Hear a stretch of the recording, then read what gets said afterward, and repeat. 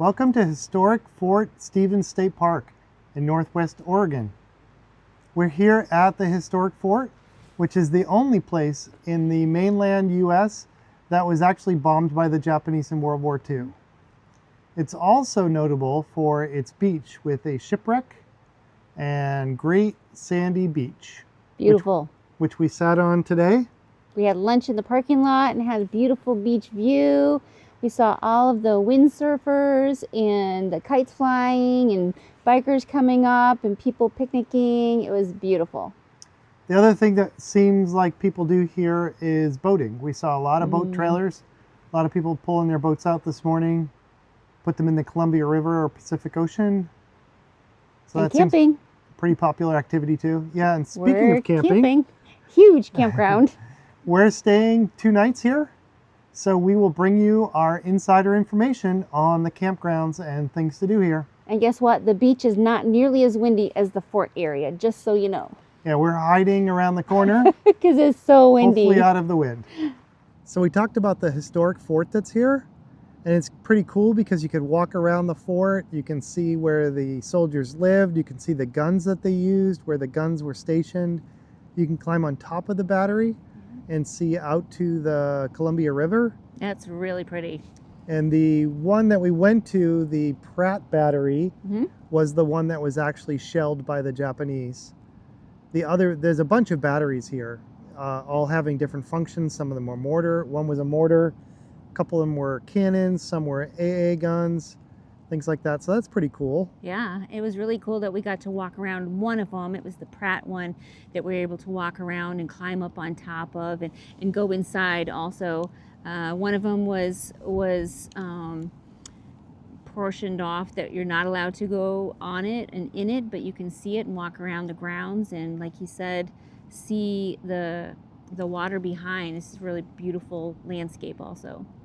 Where the fort is itself, there's picnic tables, there's bathrooms, there's a visitor center with some exhibits and very a little gift shop. So you can bring your family there and picnic there and let the kids run around like it's a big playground. It's a really fun, cool thing for kids to play and have picnic for the whole family. Another big area is the beach that we're sitting on right now. This is where the shipwreck is. It's over the hill here. It's a big beach. People drive on it. People are driving out on the beach right now. People fish off the shore. Flying kites. Yeah, we saw somebody, it's not parasailing. Kite surfing. Kite surfing. That was super fun. Actually, I think there was about 5 of them at once at one point. Yeah. We're here to watch the sunset, which should be in about an hour. Since it faces west, we're going to hopefully get some good shots of the sun going down behind the shipwreck and things. You can also see the Cape Disappointment lighthouse station from here. Right, and we were over there the other day. And we're going to try and get some photos of that too at sunset. And we're sitting in dunes right now. It's really pretty. It's not just like flat out to the water. There are these dunes and you can't drive in the dunes and there's some trails in, but it makes for a very picturesque setting at the beach, and you can see even more Oregon coastline down south, and it's just absolutely beautiful. The parking here is kind of limited. We've always been able to find a spot because people kind of come and go a lot. So we found a spot easily for our 25-foot motorhome. And it's a Thursday, so just take note, it's a Thursday. And we're here at the end of August.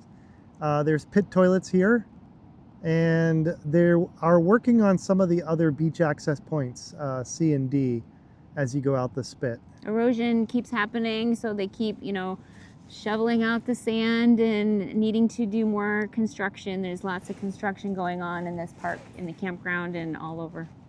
So they have I believe they have a boat ramp here that you can launch from if you want to go out fishing or boating, that kind of thing, on either the Columbia River or the Pacific Ocean. Although when we were at the lighthouse, it did say that the waves can be quite treacherous where the Columbia River meets the Pacific Ocean. Hence the name. So that's the beach. That's the fort. Other things to do here include biking. There's a nice bike trail. Oh, there's bike trails everywhere, and you see everybody. You see packs of kids, you see families, you see even a cycling group had come through here, and there was probably 50 bikes. They all came here, took their pictures with their bikes down by the water. It's a very bike-friendly area. There's a few miles of hiking trails.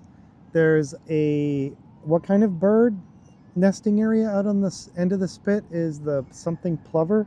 Yes, we'll put that up in the description. So you can come watch the shorebirds. We've seen lots of little birds in the campground throughout the park. Osprey. Yeah, osprey. We saw an osprey come back when we were at the fort. We saw an osprey come back with a big fish. We saw some elk. Yes, that's right. Some squirrels. So there is wildlife here. Ground squirrels are really pretty. They're California ground squirrels. Very pretty. And I think at the very end of the spit, they have a wildlife viewing area. Right, yes. Or and I blind. do love how there's different parking areas. So there's other parking areas that that are more forested, that you can walk or bring a wagon with your stuff to the beach in different areas. This one's probably pretty popular because of the shipwreck, and its accessibility is much easier here. Now you will need a day pass to come out here. They have some areas that require a day pass right now, and it's going to shortly move to every area requires a day pass. That's $10 for residents, I believe, and $12 for non-residents for the day. Because Oregon used to be free to come to many of the state parks. Yeah, they're moving all of their state parks to day pass required, and they do sell an annual pass, so check if that's worth it for you or not. Mm-hmm. But you will need that. It's pretty easy to buy. They have some pay stations, and you can check in at the campground ranger station to buy those. Everything is very accessible here. It's a huge park. There's lots of park workers here. There's somebody always here. You could always have, if you have a question, you can always ask somebody. So now we'll watch the sunset and then head back to our campsite. This state park is open year-round, which is wonderful because we like to chase 70 degrees. And it's beautiful, perfect weather here in August. The summer is the best time to be here because it is limited rain. We're on the coast, and we have just the right amount of temperatures for overnight. It's nice and cool. It doesn't get you super hot, but you can still spend quality time on the beaches in the warm 80 and sometimes even 90-degree weather on the coast and going into the ocean. Beautiful time of year to be here.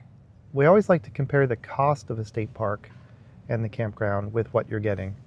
So here you're getting the historic site, you're getting the beaches, and you're getting partial hookups. And we paid $60 for the night. We stayed for 2 nights, 2 different reservations, so $60 each. That includes the reservation fee, any taxes. With your camping reservation, you do get into the park, so it works as your day use pass as well. I feel like that's a pretty fair price. Oregon used to be a super bargain a couple years ago when we were here, but they've had some big price increases. They are a self-funded state, or I was told that they were a self-funded state where their revenues from the campgrounds are paying for all the expenses, so there's going to be some price increases over time, I guess.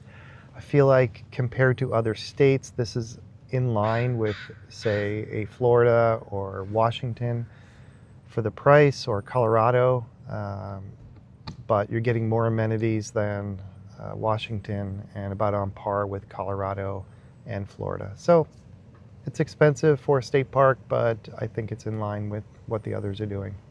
All right, we're back in our campsite to talk about the campgrounds here. We have spent 2 nights here at Fort Stevens. Mm-hmm.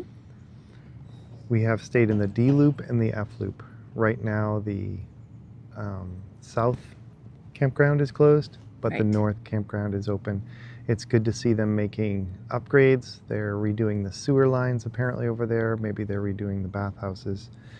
We did notice that in the D Loop, the bathrooms were a little rundown, little old, clean, but Right. a little old. Whereas here in the F Loop, it looks like maybe they're just a few years old. So they're definitely making improvements and upgrades to the campground.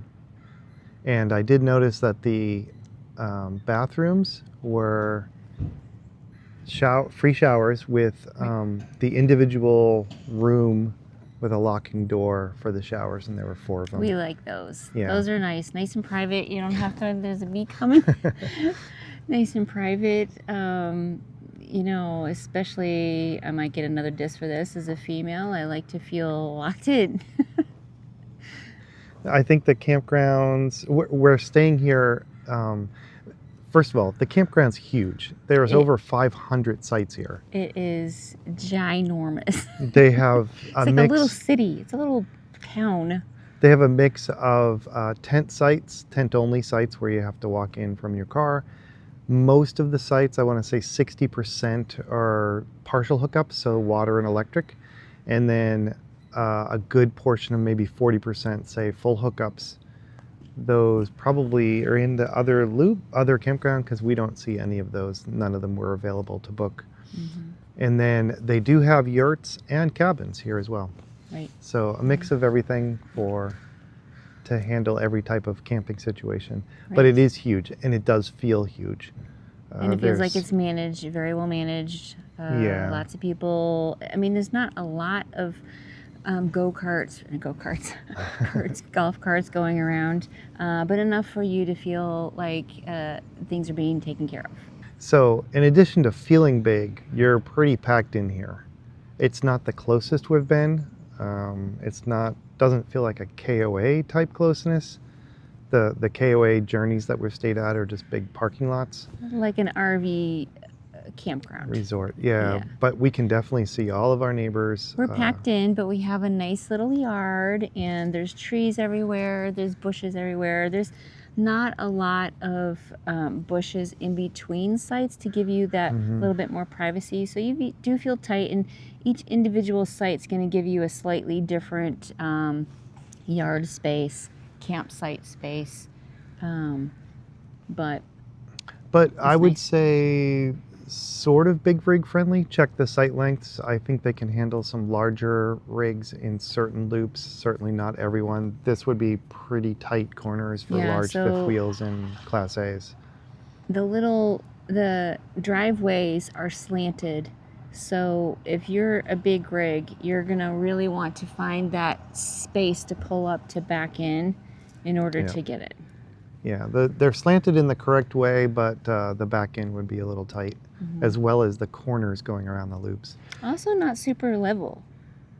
Yeah, it wasn't too bad. They're all sloped a little bit, maybe a couple inches down in the back. Which they need to be. The pro and con to that is that it rains a lot here, so that runoff, you don't have to worry about it puddling on you. So, you need to have a little bit of slant. But these are a little more slanted, maybe. And they're paved. They're paved sites with dirt, basically dirt, pine needles, kind of thing for the ground. So you're going to want your camp rug and your foot wiper thing coming in. Wipe those feet before you come in. I imagine that if it gets a lot of rain here, it's going to churn up some mud. We're here in the end of August, and the weather is pretty perfect. The utilities are on the correct side, so that's nice. Your fire pit and your picnic table are going to be on your passenger side, and your utilities are on the driver's side. And they have the little cone-shaped thing where you wash your dishes, so all of the mesh keeps there are some tents in here, but most people are in trailers, and then there's a few motorhomes scattered in. So almost everyone has their own kitchen and water supply. Water pressure's good, the power's good. Can't really complain about the campground except for the closeness. I would like to see half the number of sites in here, but it is what it is. Most everyone is gone during the day, driving to the beach, driving to the different picnic areas, driving to go boating or to go into town.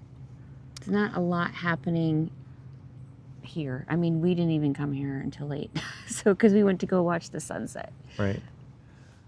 So the connectivity here is a bit limited. They do have Wi-Fi at the check-in ranger station type building, but it's only to be used for making reservations, and that's pretty far away, so I can't even see that signal from here. So not really any Wi-Fi. The cell service is very limited. We had a couple bars. I think we're on T-Mobile or something like that with Google Fi. And there is a note at the office to use that Wi-Fi to make the reservation because the cell service is so limited. And that is throughout the park. The historic area, the beaches, and here in the campground.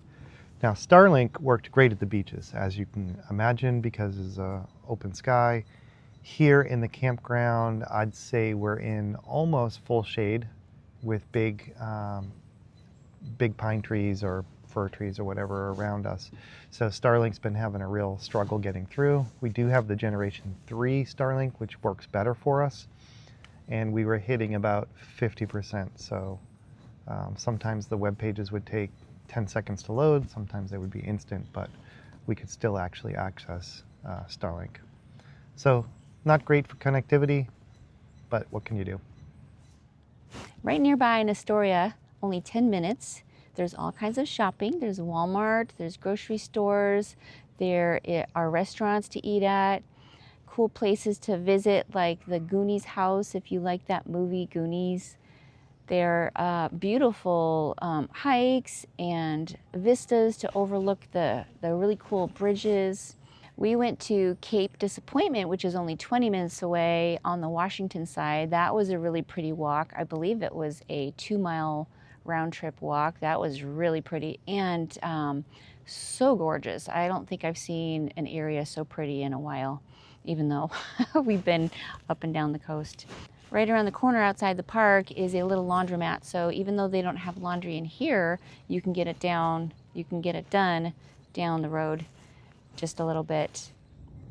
All right, we're back in our campground now to sum up our feelings on Fort Stevens State Park in the most northwestern part of Oregon. I'm gonna be thumbs up on this one. Of course you are. This is a great state park. Yeah. I think the campground's pretty good. For $60 a night, I would rather pay less, but of course. For water and electric with a good dump station, it's pretty good. And then we're full hookups, right? No sewer. Just water and That's electric, right? Okay. You have to go to the dump station. Right. But it is a 3-lane dump station, so that's good. Yes. For 500 sites. It's very massive, so lots of room. Yep. Just with the amenities that you get here at the campground and the activities, put it over the top. So over the top. Yeah, I think so. Listen to him. You don't have to bring anything to this state park, and No, your kids you will be don't. entertained. You could bring them to the beach. It's not just your kids. I want to be entertained too. I want things to do. And the beach is gorgeous with that shipwreck in the background. It's kind of sad about the shipwreck, but it makes for really beautiful scenery. You can see all of the hills on the side, the lighthouse on the other side. It's absolutely beautiful. Now there's no beach combing really because there's not a lot of things to find on the beach, not a lot of shells or crabs or things, but it also makes it a clean beach. So the pro to that is that it's very clean, and the sand is really unique. It's very different. Fine sand. Very fine sand, but it has a light top and it has everywhere. So I guess maybe it's not that clean.